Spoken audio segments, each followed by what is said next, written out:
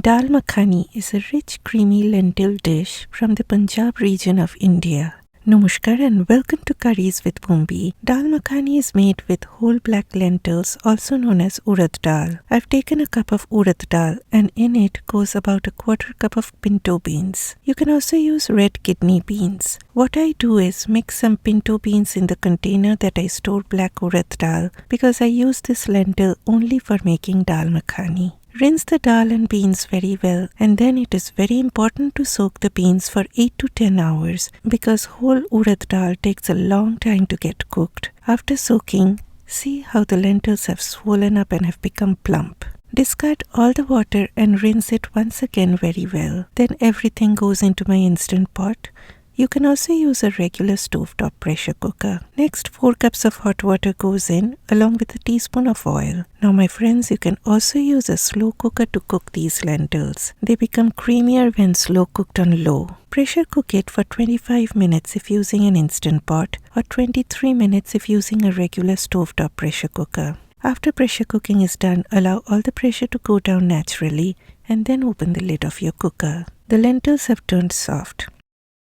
I added some tomatoes in my blender jar and pureed to a smooth paste. You can also use store-bought tomato puree. I have given all the ingredient proportions in the description box, so no worries. Heat a pan over medium heat, then add a heaped tablespoon of ghee. A teaspoon of cumin seeds go in. Please see to it that your ghee is not hot because you do not want the seeds to burn and turn bitter. Then a tablespoon of ginger garlic paste goes in, and there will be a lot of splutters, so please be careful. Fry the ginger garlic paste on low heat for a few seconds. Then add a teaspoon of Kashmiri chilli powder.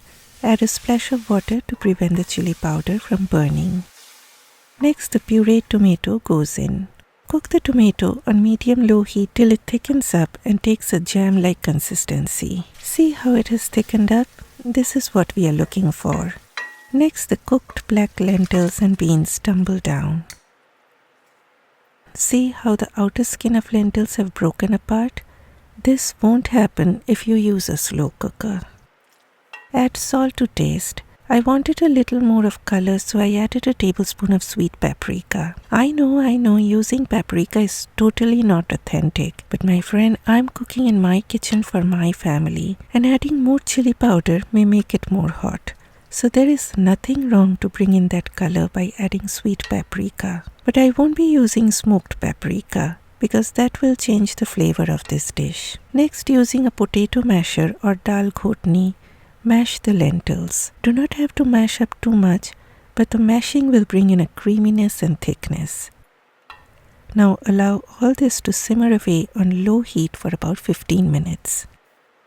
Give a stir from time to time because the lentils tend to sit at the bottom of the pot, and if that happens, it will bring in a burnt flavor, and we are not making a burnt flavored dal makhni today. Add a teaspoon of butter in between, and my boat just can't stay still whenever I use butter. He just loves the smell of butter. I added a total of 3 teaspoons of butter. The word makhani in dal makhani means buttery, so a lot of ghee or butter is used, but I used in moderation. And this is the joy of cooking at home, where you can tailor a dish according to your preference. Finally, I added the last teaspoon of butter, 2 heaped teaspoons of kasoori methi, that is dried fenugreek leaves.